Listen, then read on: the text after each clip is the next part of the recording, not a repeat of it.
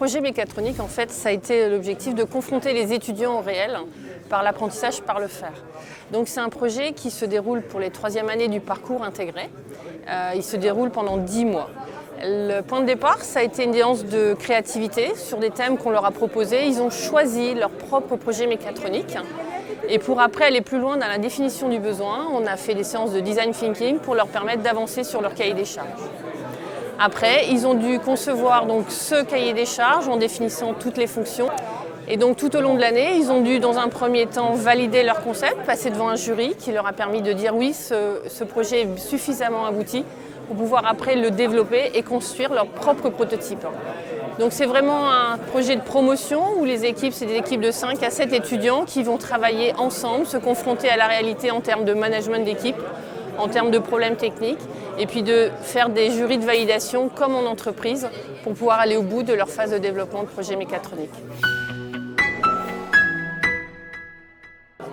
Du coup, quel projet mécatronique on a conçu? C'est Suzette, l'imprimante qui dessine sur vos assiettes. Donc le principe, c'est comme une imprimante 3D. C'est un truc qui bouge dans les 3 axes, comme vous pouvez le voir.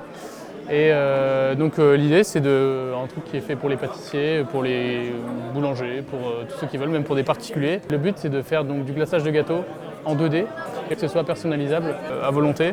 Donc c'est avec une petite carte SD dans laquelle on vient mettre un fichier sur le petit écran qu'on voit là. Et c'est super simple et ça marche super bien.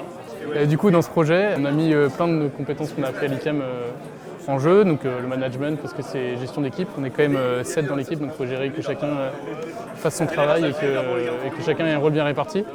Et aussi tous les enseignements scientifiques qu'on a eu à l'ICAM, comme la mécanique, les mécaniques des fluides, la mécatronique en général, les sciences de l'ingénieur qu'on a appris en prépa.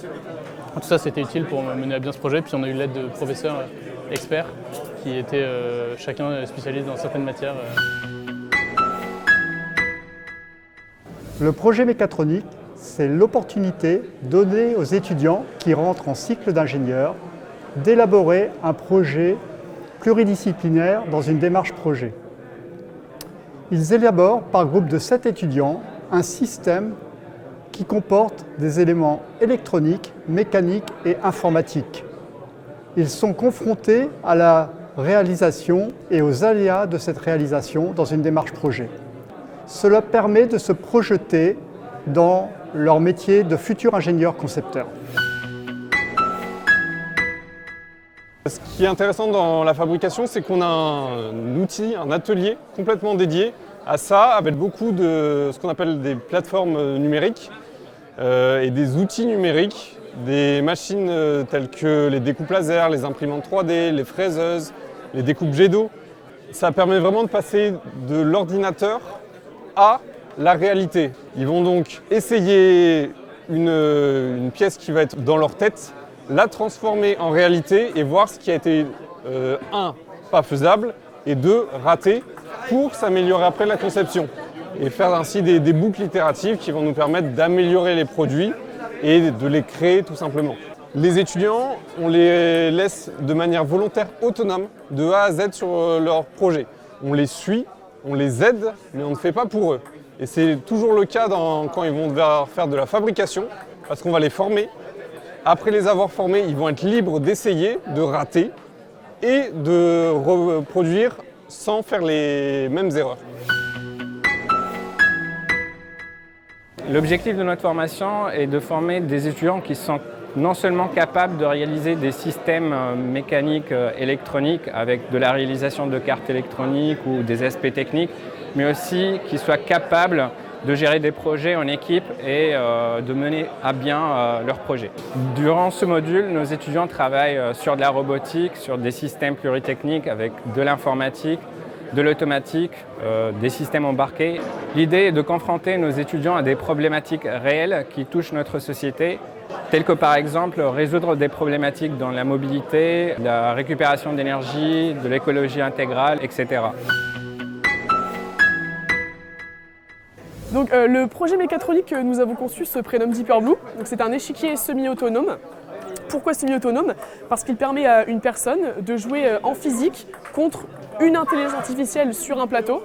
Donc en fait, les pions se déplacent grâce à un électroaimant situé sous le plateau. Sous chaque pion, il y a un aimant.